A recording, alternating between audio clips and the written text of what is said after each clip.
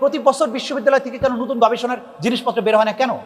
কারণ বিশ্ববিদ্যালয়গুলোর জন্য আমাদের কোনো বাজেট নেই, গবেষণার জন্য বাজেট নেই। কোনো রকমে 4 বছরের কোর্স 7-8 বছরে শেষ করে একটা চাকরির জন্য আমরা দৌড়াচ্ছি। সার্বভৌমত্ব, ভৌগোলিক স্বাধীনতা কতটা গুরুত্বপূর্ণ। বাংলাদেশ একটি ভৌগোলিকভাবে ক্ষুদ্র রাষ্ট্র, তার চারিদিকে এমন এক পরিবেষ্টিত রাষ্ট্র আছে যে কোনো রাজনীতির ব্যাকরণ মানে না। আমরা বারবারই এমন রাজনীতির মধ্যে ঢুকে যাব যেখানে নেতারা দলের শীর্ষ নেতা বা রাষ্ট্রের প্রধানের গাড়ির সামনে ক্রমাগত দৌড়াতে থাকবে। এই দৌড়ানো আমরা দেখতে চাই না।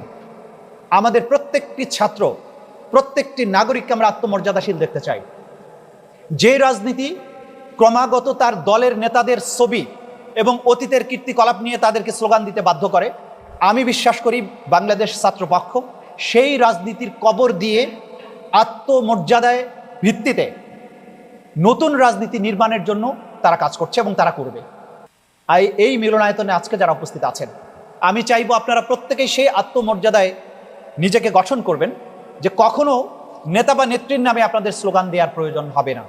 আপনাদের প্রত্যেকটি স্লোগান হবে দেশ এবং জাতির জন্য আগামীর গতিপথ নির্ধারণ সংক্রান্ত। জুলাইয়ে যে স্লোগান আপনারা দিয়েছেন, জুলাইয়ে কোনো নেতা এবং নেত্রীর নামে স্লোগান হয়নি। দুনিয়ার সব দেশে যান, কোনো দেশে যত পপুলার প্রেসিডেন্ট হোক, প্রাইম মিনিস্টার হোক, তাদের নেতা বা নেত্রীর ছবি নিয়ে কাউকে মিছিল করতে দেখেছেন? আমরা তো দেখি নাই দুনিয়ার কোথায়। তাহলে আমরা কোন রাজনীতি করছি? এত রক্ত দিয়ে আমরা বলছি স্বাধীনতা আনছি, তা আমরা কেন নেতা এবং নেত্রীর ছবি নিয়ে স্লোগান দিচ্ছি প্রতিনিয়ত?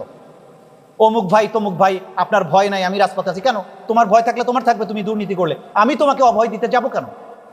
এই রাজনীতি যদি আমরা নির্মাণ করতে না পারি, তাহলে বারবার আবু সাইদ, মুগ্ধের আত্মদান এগুলো কিন্তু ব্যর্থ হয়ে যাবে।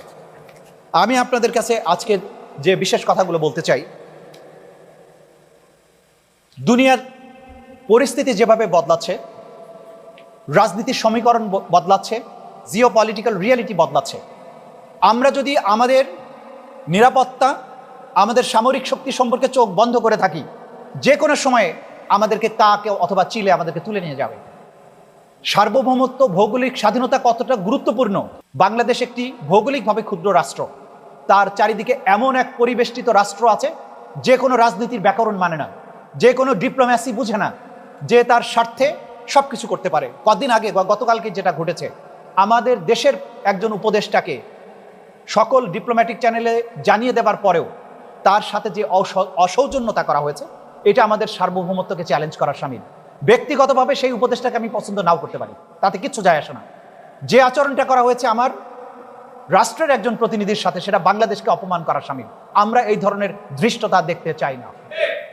আমরা আমাদের আত্মমর্যাদা নিয়ে দাঁড়াতে চাই। সুতরাং বাংলাদেশকে অর্থনৈতিকভাবে যেমন সমৃদ্ধ করতে হবে, বাংলাদেশকে সামরিক দিক থেকে সমৃদ্ধ করতে হবে। যারা যে তথ্য দেয় যে ক্ষুদ্র রাষ্ট্র এককভাবে তার নিরাপত্তা নিয়ে বাঁচতে পারে না, তারা বোকার স্বর্গে বাস করছে। একটি ক্ষুদ্র রাষ্ট্র চারিদিকে সমস্ত মুসলিম বিশ্ব দ্বারা পরিবেষ্টিত, 22টি মুসলিম রাষ্ট্র চারিদিকে, কিন্তু সে একা গোটা দুনিয়াকে নাকানি চুবানি খাচ্ছে। কেন হয়েছে? তারা তাদের জনগোষ্ঠীকে এমনভাবে ট্রেন করেছে, তাদের সামরিক শক্তি, অর্থনৈতিক শক্তিকে এমনভাবে বৃদ্ধি করেছে, টেকনোলজি, বিজ্ঞান, প্রযুক্তিকে এমন একটা পর্যায়ে নিয়ে গিয়েছে যে তারা দুনিয়ার সব জায়গায় ডমিনেট করতে পারে। আমার দেশের যেখানে 20 কোটি মানুষ, আমার এখানে টেকনোলজিতে সমৃদ্ধ করা এই রাষ্ট্রকে, এটা খুব বেশি কষ্টসাধ্য কাজ নয়। আমরা যদি আজকের বাস্তবতায় মিসাইল, ড্রোন টেকনোলজি, নতুন যে সামরিক বাস্তবতা আগামীর বিশ্বে, সেই বাস্তবতার আলোকে আমরা যদি আমাদের তরুণ প্রজন্ম, আমাদের বিশ্ববিদ্যালয়গুলো, আমাদের এডুকেশনাল ইনস্টিটিউশনসগুলো সেইভাবে তৈরি করতে পারি যে আমরা এখান থেকে প্রতি বছর বিশ্ববিদ্যালয় থেকে কেন নতুন গবেষণার জিনিসপত্র বের হয় না কেন? কারণ বিশ্ববিদ্যালয়গুলোর জন্য আমাদের কোনো বাজেট নেই, গবেষণার জন্য বাজেট নেই। কোনো রকমে 4 বছরের কোর্স 7-8 বছরে শেষ করে একটা চাকরির জন্য আমরা দৌড়াচ্ছি। এইরকম সার্টিফিকেট নির্ভর একদল বেকার তৈরি করা শিক্ষা ব্যবস্থা আমরা দেখতে চাই না। আমাদের ছাত্র রাজনীতি, আমাদের ছাত্রদেরকে এই ভাবনাগুলো মাথায় নিয়ে বড় হতে হবে যে আমরা এই সিস্টেমগুলোর বদলাতে চাই।